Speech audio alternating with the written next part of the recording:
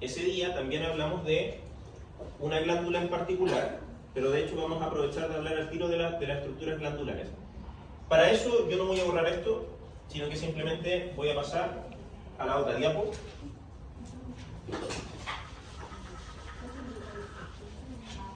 Y yo les voy a dejar una tarea.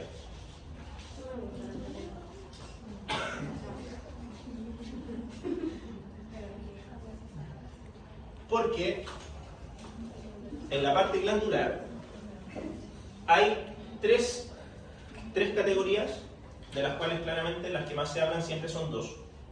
En este caso es la glándula vestibular mayor y las parauretrales. Ojo con esto, no es lo mismo que hablar de la glándula bulbo-uretral. La glándula bulbo-uretral es del hombre.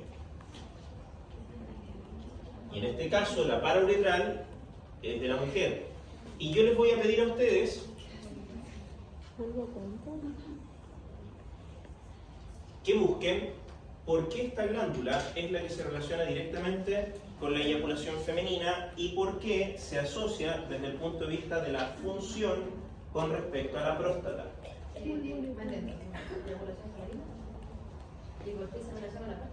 Exacto, porque siempre ustedes van a tener un paralelo. Lo que hay una estructura que cumple una función o tiene ciertas características en el hombre, en la mujer va a ocurrir exactamente lo mismo, pero con variaciones anatómicas, variaciones obvias, porque tiene que tener ciertas diferencias, pero siempre va a haber una analogía. ¿A qué me refiero con eso?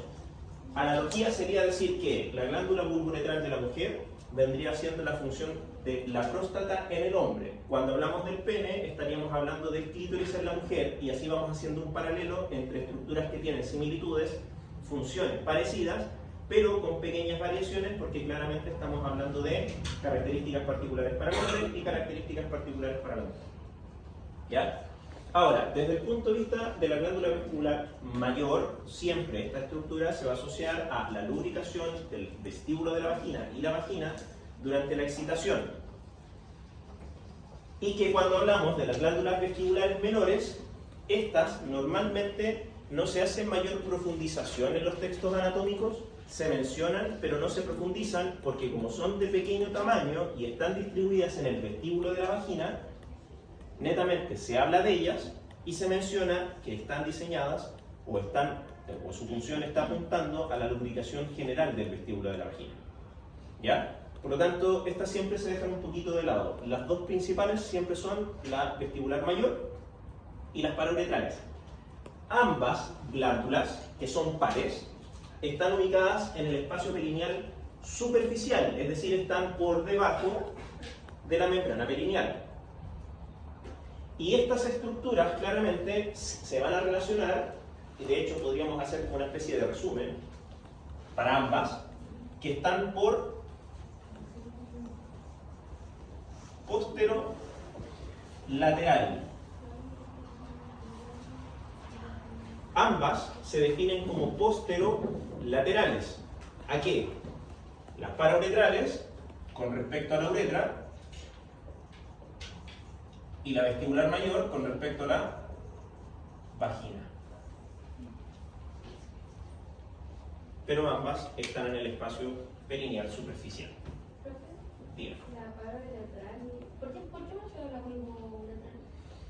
Porque cuando Tiene ustedes... el nombre, pero ¿es la misma función de la parauretral? No. Esto es para que ustedes puedan desde ya separar nombres de estructuras que pueden ser similares. Cuando uno, por ejemplo, pregunta por la glándula bulbo-uretral o la parauretral, si se fijan, ambas comparten el concepto de uretral. Por lo tanto, es fácil de confundir la parauretral con la bulbo-uretral, porque son estructuras cuyos nombres comparten el hombre y la mujer. Si yo les digo el bulbo del pene o el bulbo del vestíbulo, son estructuras que desde ya tienen la misma denominación, solo que tienen cambios estructurales, pero están en la misma zona y tienen características similares funcionales. Por lo tanto, lo menciono para que no los confundan. ¿Ya? Y esto es muy probable que les pase, porque yo lo voy a poner así en la prueba. Por eso les aviso para que no los confundan. Si yo les pregunto por el hombre, que después obviamente vamos a ver esta glándula, la del hombre es bulbouretral y la de la mujer es parauretral.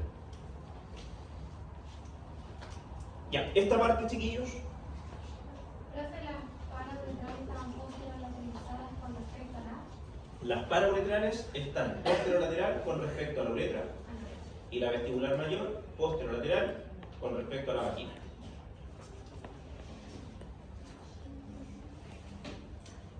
Hasta ahí vamos bien, ¿cierto?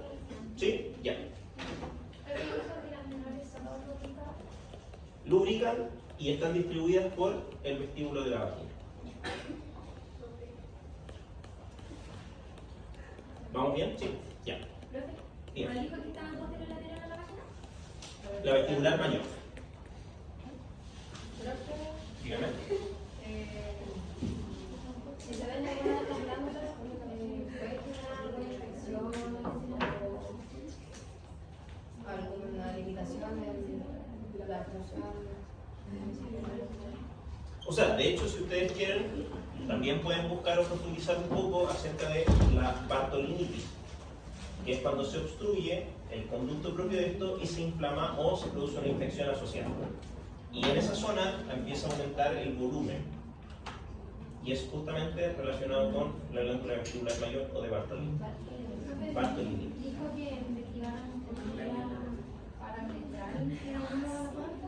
Exactamente. A mí me interesa que ustedes lean sobre la eyaculación femenina y la función que cumple, porque ahí entra un poco a entender, de hecho se da a entender un poco también qué es lo que está pasando con respecto a la relación de los fluidos femeninos y los fluidos masculinos, entendiendo que tiene que haber una relación directa para poder, comillas, facilitar la función del espermatozoide. Por eso quiero que lo busquen para que entiendan un poquito esta relación de por qué es relevante que haya lubricación, por qué es importante que haya funcionamiento de las glándulas. Y entra la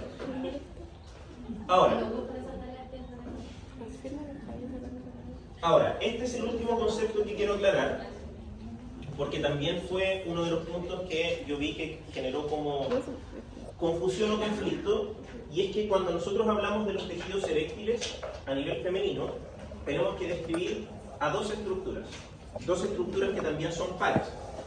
Para eso vamos a hablar de los cuerpos cavernosos y de los bulbos del vestíbulo. Tejido eréctil. ¿Y por qué se denomina tejido eréctil? Porque finalmente estas estructuras tienen una conformación interna que les permite poder llenarse de sangre. Y eso significa que al llenarse de sangre aumentan de volumen y tamaño. ¿Hasta ahí vamos bien? ¿Sí? Ya. Ahora, cuando nosotros hablamos del clítoris como tal, nosotros podemos segmentar esto en distintas partes. ¿Qué sería? Una raíz o pilares, un cuerpo y el glande. Cuando nosotros hablamos de la raíz o los pilares del clítoris, todo esto lo estamos relacionando, de hecho las tres partes que le estoy mencionando, las dos partes excepto el glande, raíz y cuerpo, están directamente vinculados con los cuerpos cavernosos.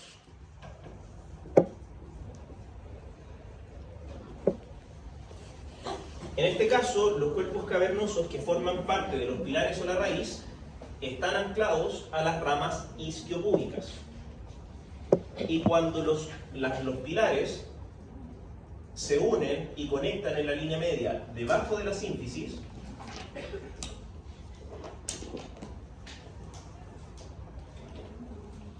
estas dos se unen y forman una estructura en conjunto. Debajo de la sínfisis, cuando los dos cuerpos cavernosos se unen, recién ahí nosotros hablamos de que en esta zona se formó el cuerpo.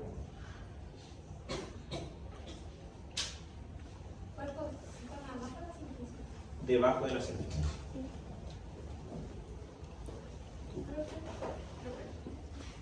Sí.